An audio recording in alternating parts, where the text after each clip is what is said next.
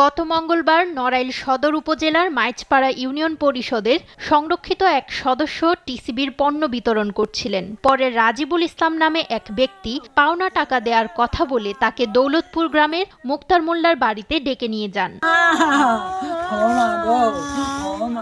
সন্ধ্যার পরে তাকে ঘরের মধ্যে আটকে রেখে দুর্বৃত্তরা ধর্ষণ করে বলে অভিযোগ ওঠে।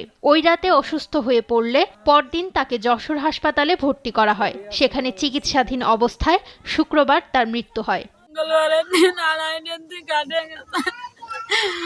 আমার মার কাছে ফোন দিচ্ছে, আমার মা ফোন তুলছে না।